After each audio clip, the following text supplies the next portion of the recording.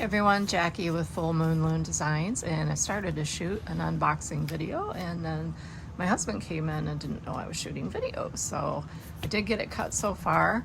Just about to show what it is that I bought. I don't think it says on the box. Nope.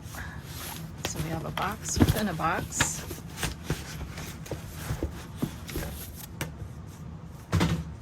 If you see my stuff set up there, you might have an idea. Powders, silicone mold,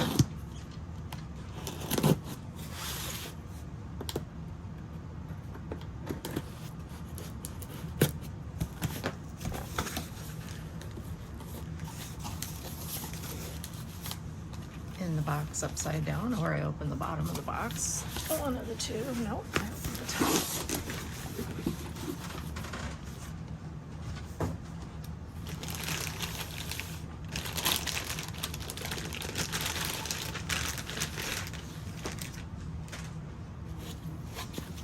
This is called a lab vibrator, and the reason I bought it, see, can't you read that? Lab vibrator.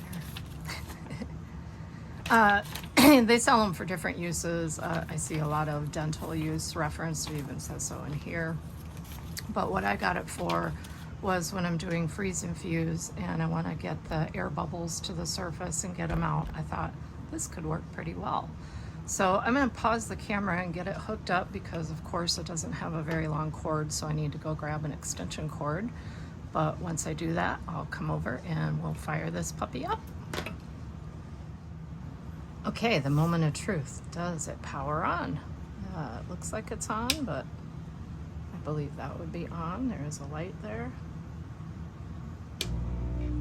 This is low with an adjustable switch.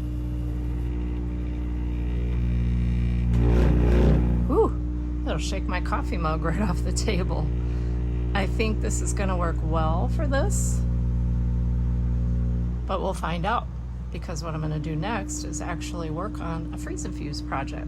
So I'm going to set this aside, get my supplies out, and I'll walk through filling the molds and trying this out. Okay, I have my supplies here. I have a silicone mold that I'm going to use. Have a couple of mixing cups because I'm going to add water, but I'm also going to try diluting these both with just a little bit of clear, maybe like 2/3 color, 1/3 clear or similar. And then I have, this is a fern green opal, some old 96 that I have, and then this is one of Val's newer opaque powders, the really fine pear green. And then I also brought over a couple of Val's colors that I have. Oh, and I did bring another one too. I have a pastel green. So I did bring over some crimson. I've used that before with like the mantis on the edges, and I thought it would be kind of cool to do maybe just sift a little bit of the powder into here in the different cavities, and then put my green slurry mix that I mix up over it. I brought over coral pink, but I think I'm just going to stick with the crimson. I'm probably going to do one of the mixtures each in these two, between the fern green and the pear green, and then I may do these two here just in the pastel green, just to see how that color looks as well. So first thing I'm going to do, because I'm working with powders, is put on my mask. I do have a bottle of water, a little cloudy looking just from condensation.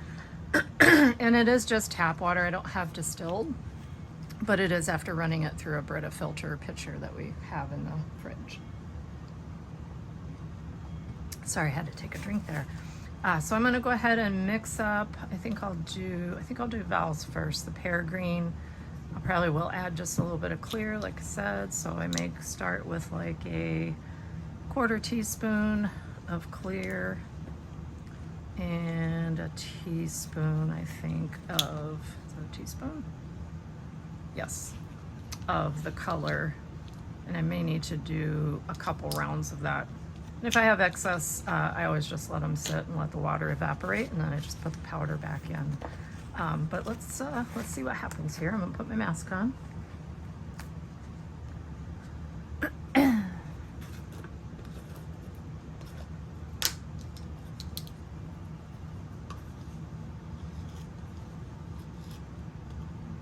Doesn't have to be exact, but I'm going to use a teaspoon. I'm probably going to use one more teaspoon. And you know what? I think I'll do a half teaspoon of clear for each teaspoon that I did there. So we'll do about 4 of those 1/4 teaspoons now. Not sure this is going to be enough to fill one of these. Maybe this one. I don't think it goes quite as deep. So let's do a half of clear powder.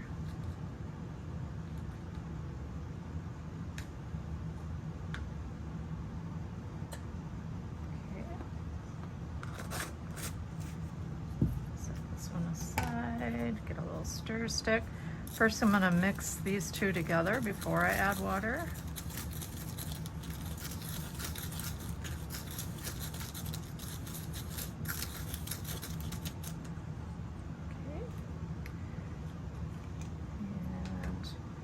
Debating on if I want to use the dropper bottle or just pour a little.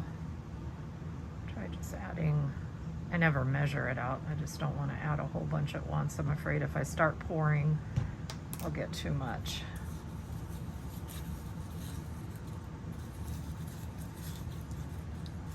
This is looking good. And Val's powders are just so fine, like talc. And they mix so well. Now even with the clear mixed in with this one, hopefully you can see that it's looking really good. I think I've really got a good consistency there. Just making sure I got it all mixed well. But before I pour it into the mold, I want to sift some of this crimson. So I just brought over, let's cap this before I dump it and make a mess. I brought over a little baby sifter. As I was cleaning up the studio or reorganizing the studio, I think I have run across 4 of these now. It seemed like every time I bought the tiny one, I would lose it, and I found 2 of them together. So yeah, I do have little sifters now.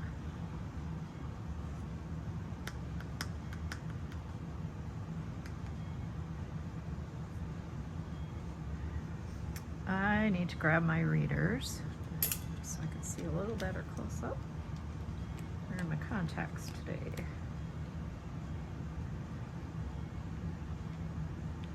I'm just going to try going kind of randomly around the petals.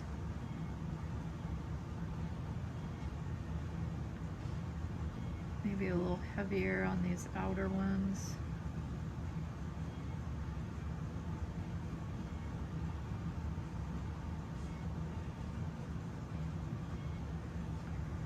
I know I'm spilling some outside of it. I can't really help that.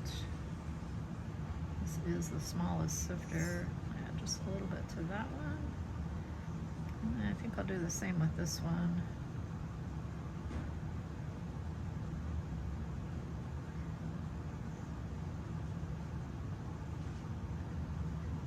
Now you might be saying, you don't have any water there. It should be okay because I'm going to be adding that wet mixture in here on top of this.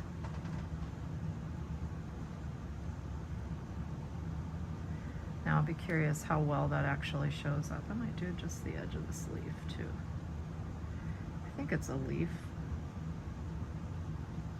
It was just kind of an odd shape they included in with this. This is one of the Karen Davies molds. Watch for them to be on sale at different crafting sites. These are the best molds. She has beautiful designs. I have a peony, I have this one, succulents, I have lovebirds, and a couple more. I'm drawing a blank right now, but they are just super nice and they work really well with this process. So I'm going to give this another stir. I don't think I need to add or remove any liquid. Hopefully I'm not blocking.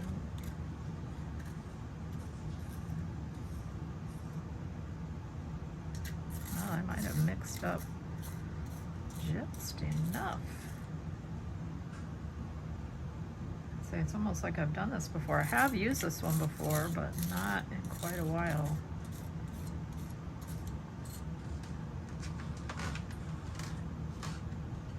Yeah, I think I may need just a tinge more, so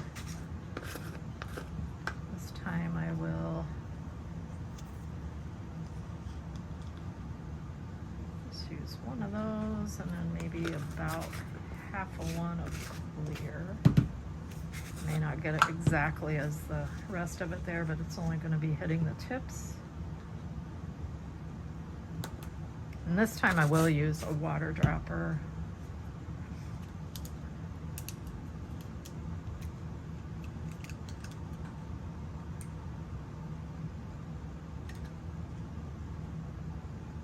Maybe. I might need to actually pour some in here. Yeah. That was way too much. But let's see what we got.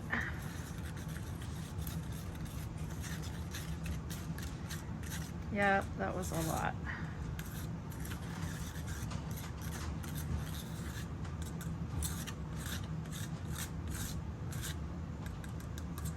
I'm gonna let that sit for just a minute and then pour the excess off.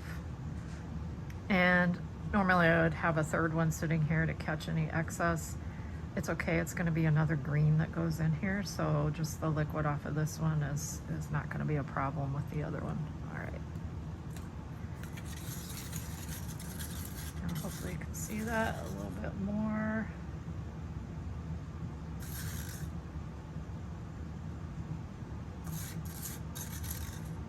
It is a bit runnier, but I think it's gonna work.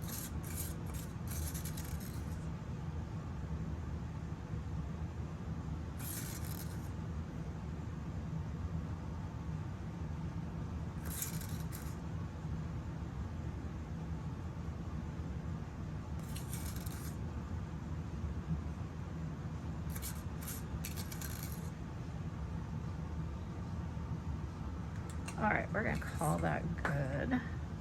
I will give it the initial few taps here and take some of that excess off the top with cheap toilet paper. I had like 3 rolls of this just in random places down here too as I was putting things away.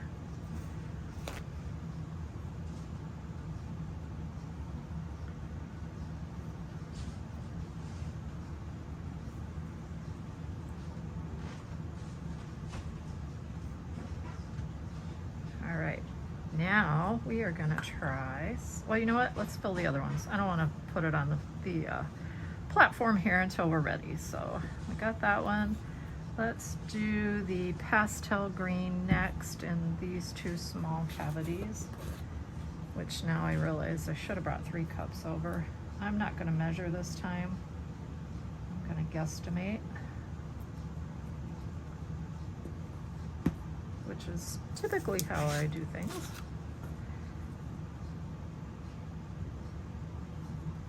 All right, same thing. And you know what? I'm just going to use the same stir stick. Won't hurt. Just giving this a little mix. As you can see, it's crumbly because there was a bit of, whoops, liquid at the bottom. Just wasted some.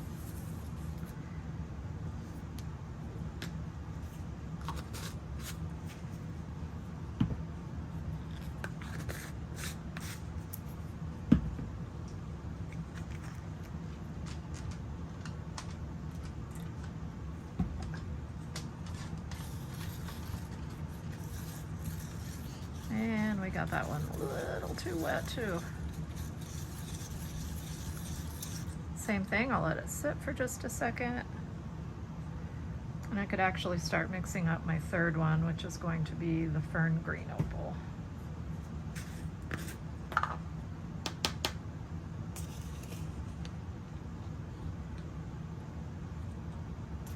I'll use about the same ratio that I did, plus a little more, I think. That I did on the first one there, because this one I think again is just a bit deeper of a cavity.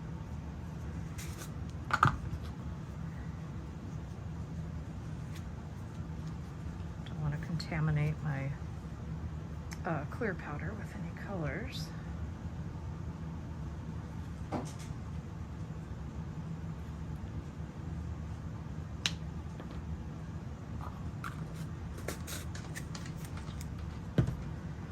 All right, since we got, well, before I do that, let's grab our other stir stick. Just mixing the green and the clear together. Doesn't have have to be perfect because it'll continue to get mixed. And now I'm going to pour some of this excess off. Again, you wouldn't do this if you were doing different colors, but 2 shades of green, I'm not too worried. All right, now we have a nice little pasty consistency here on this one.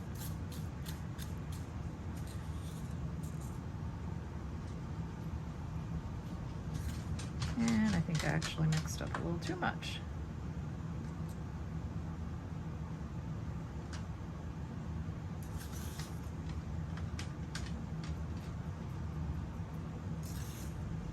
And even though this is diluted with clear, I probably wouldn't think twice about just letting it dry out and putting it back in the bottle. And then I'll just shake the bottle up well. A little bit of clear won't hurt anything. I'd say that's full, a little bit too full. Same thing, give it a few taps.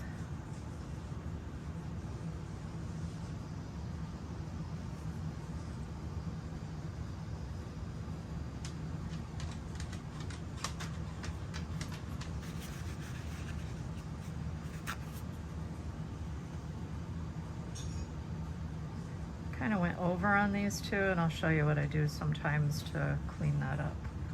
I get just a clean razor blade. No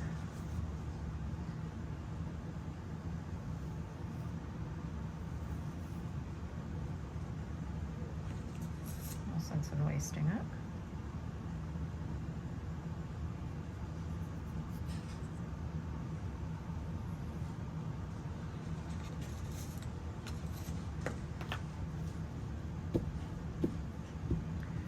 I just, I don't know if you caught that, but some of the light green things just popped into there. You know what? I'm not going to worry about it. Green is going in there. It'll be interesting to see if there's a spot of lighter green. Okay, a little bit more on the water.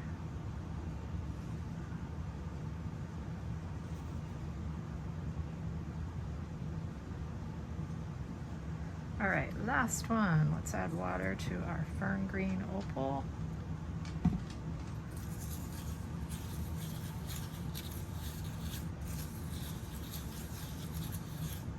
As you can see, there's still plenty of rich color here. I don't think adding clear is going to hurt it much.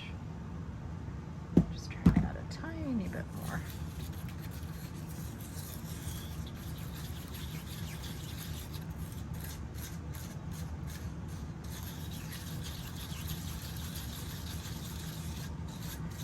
Pretty good consistency.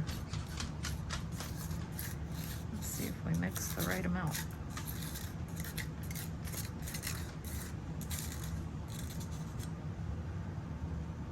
Oh, look at that. Pretty good guesstimate.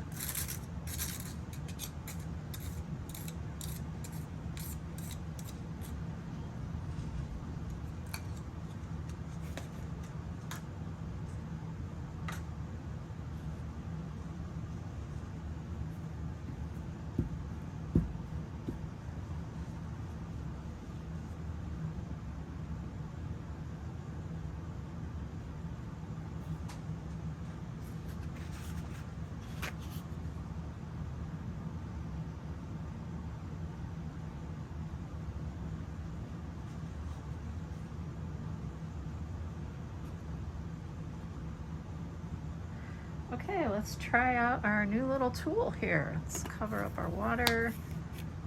I'll set these aside to clean up when I'm done. At this point, I am going to take the mask off because I really don't have anything other than a tiny mess here that's in powder form anymore.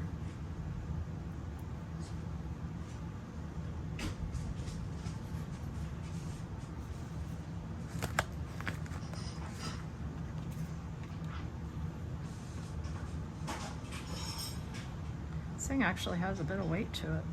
Okay, we're going to power it on.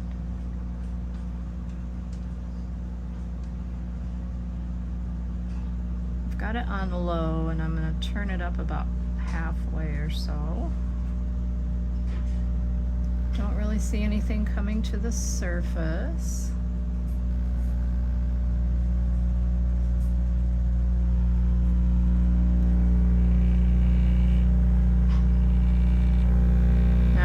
might start to see, I do see some little bubbles happening.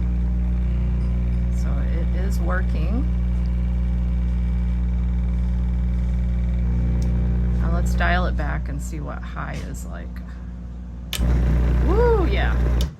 That would do it. That was on the lowest setting of high. So I think for this process, we'll be using the lower setting. Look at that. Look at the little bubbles coming up. Let me see if I can zoom in a little.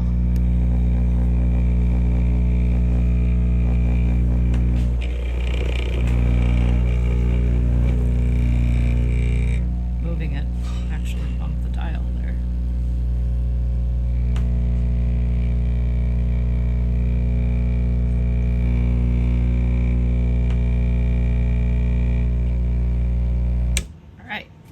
Do what I did earlier and soak up some of the excess. Should be able to just lay this across here and get all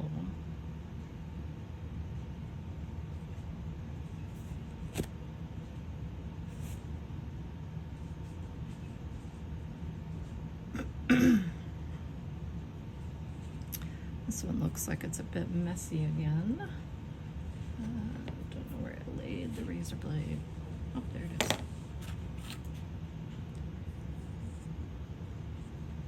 Yeah, you know what, that is the edge of that one. I guess it's just a weird shape. All right, let's give it a bit more. Nope, not on high, just on.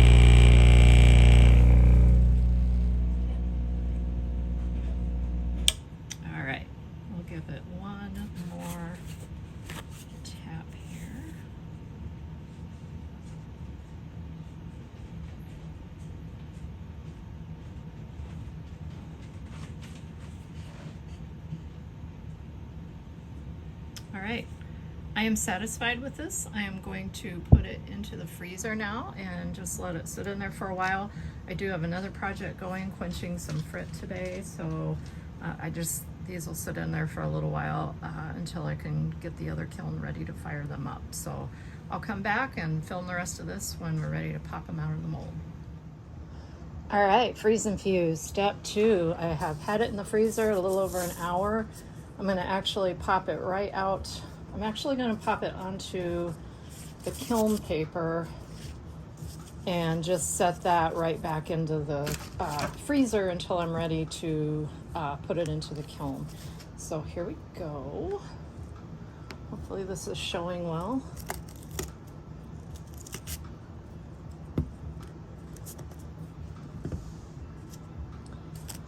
As always, you don't have much handling time, so I'm just moving them around. When I actually fire them, I probably won't have my paper overlapping each other because I don't want to get any big lines or creases in the bottom. But all I'm going to do now is just slide these right back into the kiln. And I'm going to cut my cardboard down, or I'm sorry, into the freezer, not into the kiln. Let's cut down the cardboard so it fits in my Ziploc bag.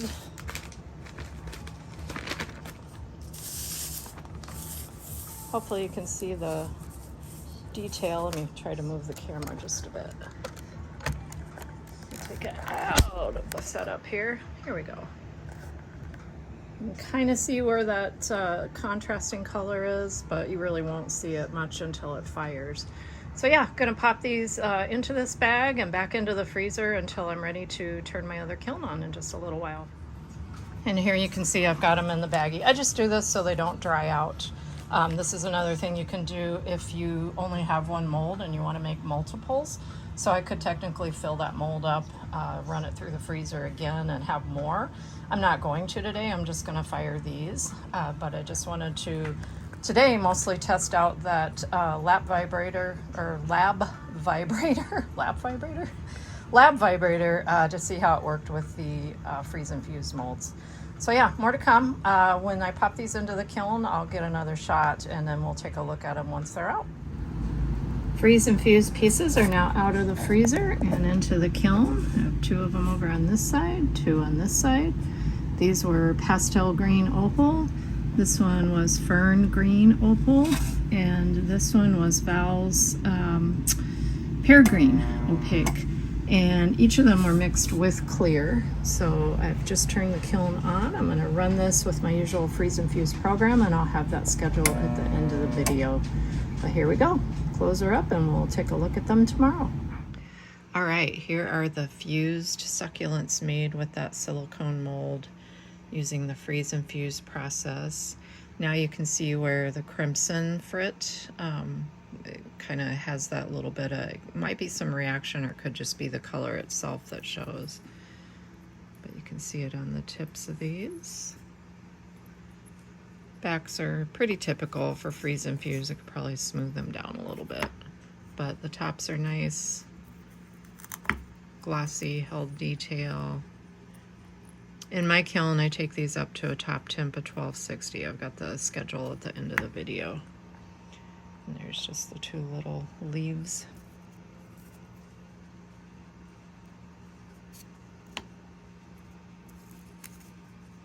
Or this one's just another succulent, not a leaf, sorry. So yeah, those are the finished freeze and fuse pieces. I think using that lab vibrator to get surface bubbles out, or get the bubbles to the surface, get the air bubbles out, worked well. It would be interesting to see it with some of the deeper molds as well. But anyway, I wanted to share the process, share the tool that I was using, and I'll put a link in the description. I'm not getting paid for this. I don't get any kickback from Amazon, but it was pretty affordable, and I think it could help a lot with future projects. As always, thanks for watching.